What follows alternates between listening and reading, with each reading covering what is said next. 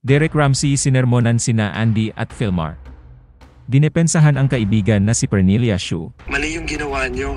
Andy, you shouldn't have posted. You should have handled that in private. Hey man, Filmar, magpakalalaki ka. Throw some balls. That's 80% your fault. Ikaw okay ka na, di ba? Paano si Pern na umiiyak? Hindi siya makalabas ng pamamahay niya. Pero bago ang lahat, kung ikaw ay bago sa aking channel, huwag kalimutan na mag-subscribe at i-click ang notification bell for more trending news.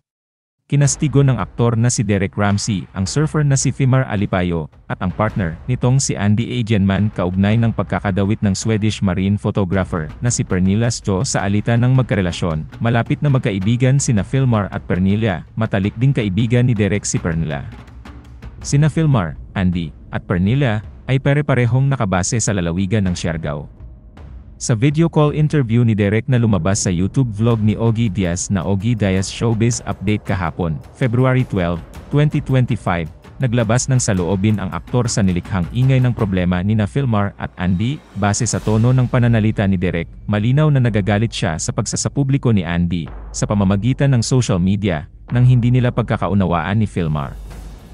Napilitan magsalita si Derek dahil nakaladkad din sila ng kanyang asawang na si Ellen Adarna sa issue ng Andy Filmar sa pagtatanggol nila kay Pernilla. Sinabi ng aktor na nasaktan si Pern sa mga negatibong komento na natanggap niya at pati ang kanyang nobyo ay apektado na rin dito. Ibinahagi ni Derek na sinabi niya kay Pernilla na mali ang matching tattoo pero walang intensyon ang Swedish photographer na saktan si Andy. Ipinunto ng aktor na 80% ang dapat sisihin ay si Filmar dahil pumayag siyang magpatatoo dahil lang sa problema niya kay Andy. Binigyang diin din ni Derek na ang naging relasyon ni Pernilla kay Filmar ay pagkakaibigan lamang at mapagkakatiwalaan niya ang huli dahil sa matibay na pagkakaibigan na mayroon sila at hindi ito nakakaabala kay Ellen. Nakatanggap ng babala ang Cebuana celebrity mula sa isang netizen dahil sa pagiging malapit ni Derek kay Pernilla. Ayon kay Derek, pinapanatili ni Pernilla ang kanyang privacy sa ngayon kasunod ng online backlash. Kasama niya ang kanyang nobyo na nakabase din sa Siargao.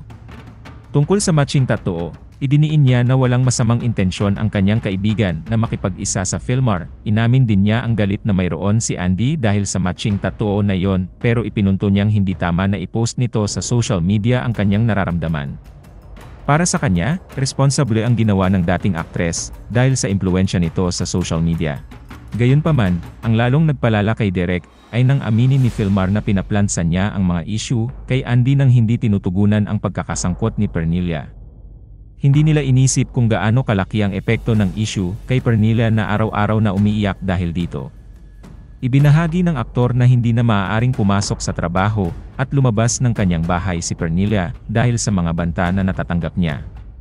Nadamay na rin kami. It's irresponsible posting. I'm not trying to cause a fight between me, my family, Andy, and Filmar. Wish Filmar, excuse me for using this term, would have the ball. Pakalalaki ka. Ayusin mo ang problema mo sa asawa mo. Pero wag mong bastusin yung tao na tumumulong sa'yo sa lahat ng problema mo. Ikaw okay ka na. Paano si Pern na umiiyak? Kasi puro na lang paninira. Hindi siya makalabas ng pamamahay niya. O sinabi ko sa kanya, mali yung ginawa mo sa tattoo. It's a cultural difference. But she's willing to accept that and apologize. But the intent was not to hurt Andy. Filmar runs to Pern. It's not Pern running to Filmar. For me, sorry Andy, what was your intent with all of this? I'm believing Andy, your intent was to destroy Pern. Nasaktan ka, and I get it. I think Filmar plays a bigger role in that wrong. Pern realizes her mistake there and she wanted to talk and she reached out. Siya pa yung naghingi na kay Filmar, please, you need to make a statement about this. Man, anong sinabi mo? I know, yun lang. And then ang sasabihin mo, pare,